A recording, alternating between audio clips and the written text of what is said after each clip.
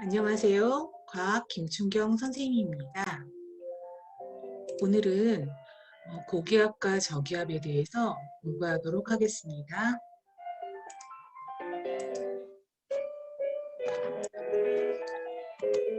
오늘 공부할 과학책과 실험 관찰책을 준비해 주세요. 지난 시간까지는 태풍 이야기를 공부를 하고 습도, 이슬과 안개, 구름과 비에 대해서 눈에 대해서 공부를 했죠. 오늘은 고기압과 저기압에 대해서 공부하도록 할게요. 여기에 보니까 어떤 분이 우리나라의 그 일기예보에 대해서 알려주고 있죠. 여기 용어 중에서 고기압이라는 것과 저기압이라는 게 있습니다. 자, 그 다음에 이번에는 실제로 영상을 보면서 여러분이 그 일기예보를 한번 들어보시기 바랍니다. 공기 흐름을 보여주는 수증기 영상을 통해 한반도 주변 기압계에 대해 설명드리도록 하겠습니다. 현재 우리나라는 이렇게 차고 건조한 검은색 영역에 들면서 전국이 대체로 맑은 날씨를 보여주고 있습니다. 제14호 태풍 찬음은 일본 가고시마 남동쪽 해상에서 이렇게 북상 중에 있는데요. 좀 더 자세히 태풍 상황을 살펴보도록 하겠습니다. 오늘 15시 현재 제14호 태풍 찬음은 가고시마 남동쪽 약 380km 부근 해상에 위치해 있고 점차 북상 중에 있는데요. 내일 오전 중에 북위 30도 부근을 지나면서 전향하게 되고 11일까지 일본 남해상을 지나면서 일본 쪽에 영향을 줄 것으로 예상을 하고 있습니다. 한편 12일 날에는 온대 저기압으로 변질되면서 태풍의 생애를 마감할 것으로 예상을 하고 있습니다. 지난번에 배웠던 것처럼 이제 열대성 저기압으로 태풍이 약화가 된다고 이렇게 말씀을 했습니다. 오늘 실험에 필요한 준비물은 다음과 같습니다. 뚜껑이 있는 플라스틱 통, 그 다음에 머리 말리개, 초시계, 전자저울, 장갑 등이 필요합니다. 실험하는 과정을 한번 살펴보세요. 공기의 온도에 따른 공기의 무게를 비교하는 실험을 해봅시다.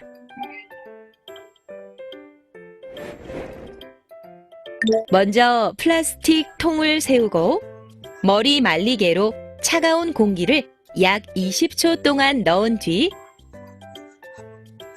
뚜껑을 닫아주세요. 그리고 차가운 공기를 넣은 플라스틱 통을 전자저울에 올려놓고 무게를 측정합니다. 무게는 254.3g이군요. 이번에는 따뜻한 공기를 넣어볼까요? 따뜻한 공기는 위로 올라가는 성질이 있기 때문에 통을 뒤집은 채로 공기를 넣어주세요. 이렇게 머리 말리개로 따뜻한 공기를 약 20초 동안 넣은 뒤 통을 뒤집은 채로 뚜껑을 닫아주세요.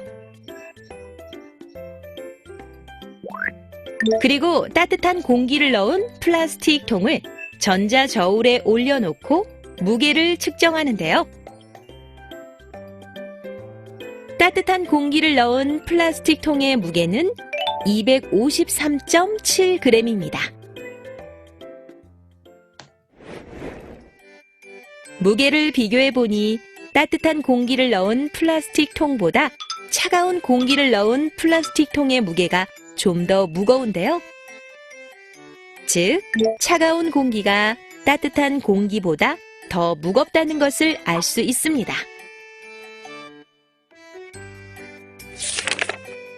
공기는 눈에 보이지 않는 작은 알갱이로 이루어져 있는데요.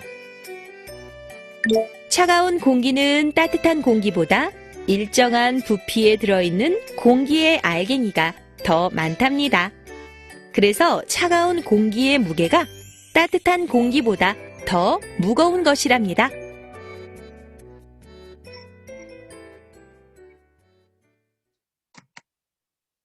자, 그러면 아까 실험에 나왔던 것을 한번 여러분들이 실험 관찰책을 펴놓고 정리해 보시기 바랍니다.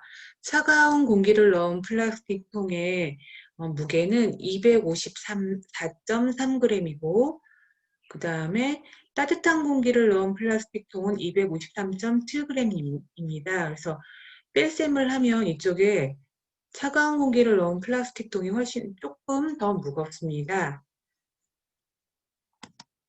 자, 차가운 공기와 따뜻한 공기의 무게를 비교해 보니 어느 것이 더 무거웠죠? 네, 맞습니다. 차가운 공기가 따뜻한 공기보다 더 무겁다는 것을 알 수 있었습니다. 그러면 위에 그림을 한번 볼게요. 차가운 공기에는 왜 그러냐면 부피는 똑같지만 여기 안에 알갱이의 양이 많이 있죠. 따뜻한 공기는 운동을 활발하게 하기 때문에 그 같은 면적으로 했을 때에는 차가운 공기에는 알갱이의 양이 많고 따뜻한 공기에는 알갱이의 양이 적기 때문에 차가운 공기가 더 무겁다는 것을 알 수 있었습니다. 그래서 차가운 공기는 따뜻한 공기보다 일정한 부피에 들어있는 공기 알갱이의 양이 더 많기 때문이라는 것을 알 수 있었어요.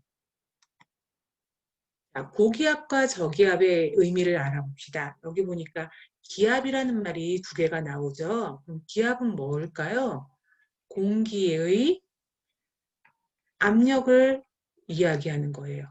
공기에서 기, 그 다음에 압력에서 압, 그 두 가지를 합쳐서 이렇게 기압이라고 합니다. 그러면 어떤 것을 고기압이라고 하고 어떤 것을 저기압이라고 하는지 한번 살펴볼게요.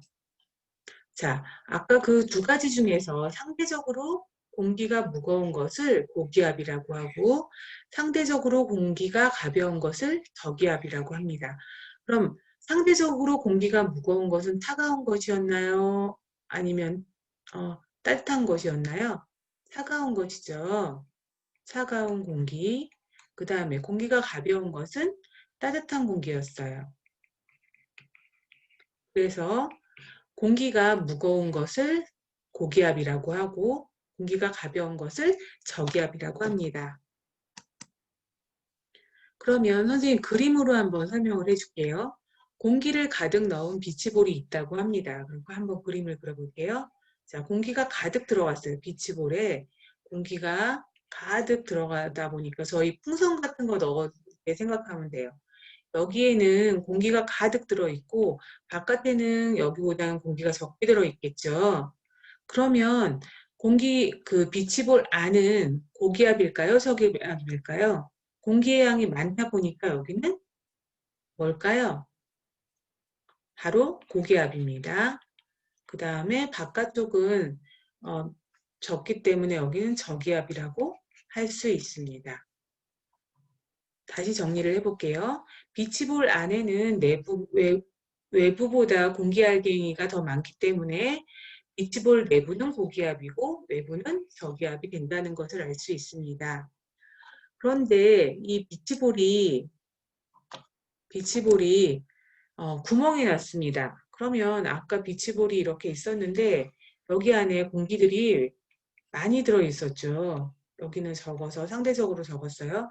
근데 여기 밖으로 빠져나갈 거 아니에요. 구멍이 났으니까. 그러면 여기 안에 있던 공기가 밖으로 빠져나갑니다. 그렇게 되면 어떤 것들이 일어나냐면 잠깐만 기다려주세요. 비치볼 내부에서 외부로 공기가 빠져나갑니다. 그래서 공기의 이동을 한번 잘 생각해 보세요. 그러니까 아까 비치볼에 공기가 가득 들어 있었는데 이것이 바깥으로 빠져나갔죠. 그것으로 생각을 하면 돼요. 그래서 이 안에는 고기압이었는데 바깥쪽 저기압으로 이동한다는 것을 알 수 있습니다. 그래서 공기가 고기압에서 저기압으로 이동하는 것을 무엇이라고 할까요?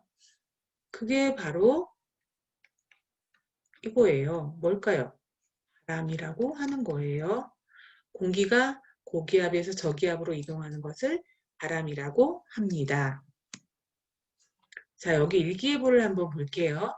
여기는 지금 일기예보는 이렇게 4개의 방위표가 있죠. 사방이. 이쪽을 동쪽이고 서쪽, 남쪽, 이렇게 북쪽입니다. 그럼 이쪽 중국에 위치한 쪽에 고기압이 있고 일본이 있는 쪽에 저기압이 있습니다. 그럼 아까 앞에서 배운 것처럼 그 바람이 부는 것은 어디에서 어디로 분다고 했죠? 고기압에서 저기압으로 분다고 했습니다.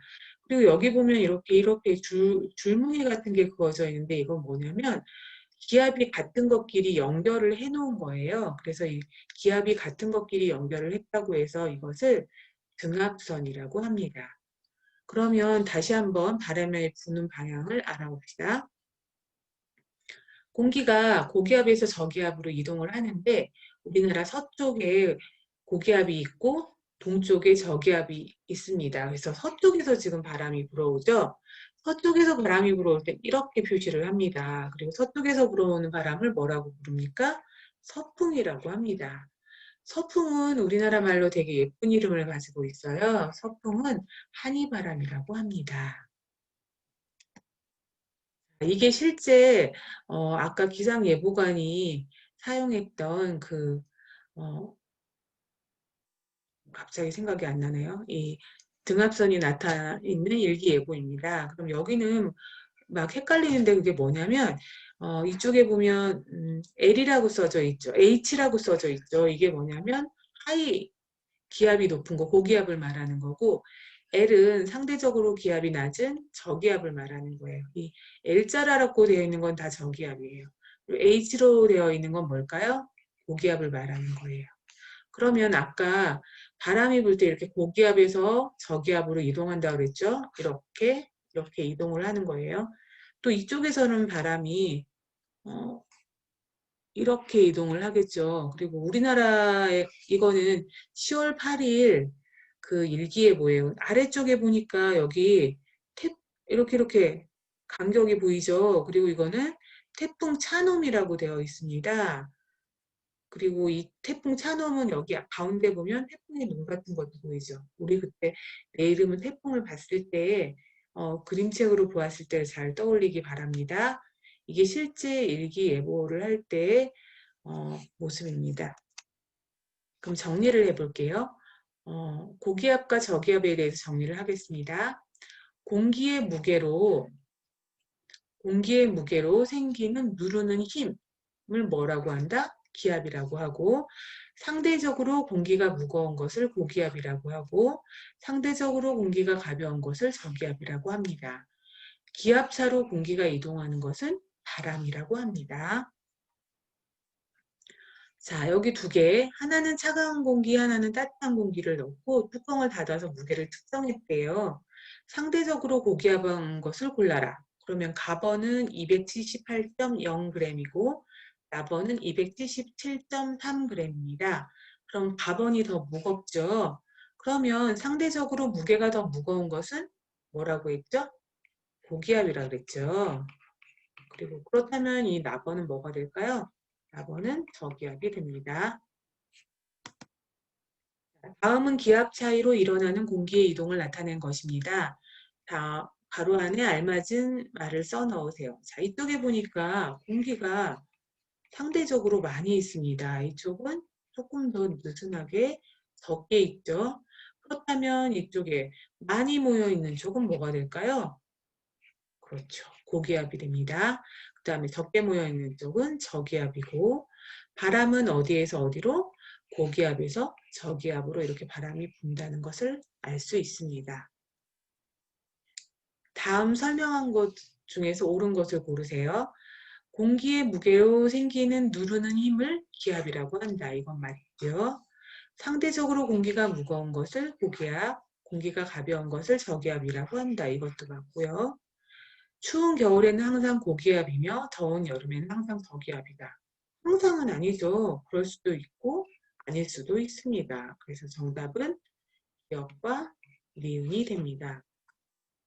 다음 시간에는 이렇게 여름에 바닷가에 갔는데 이렇게 남자아이가 빨갛게 화장을 입을 정도로 뜨거워요. 근데 여기는 시원하대요. 그래서 왜 이렇게 달라지는지 한번 다음 시간에 공부할게요. 다음 시간에 또 만납시다.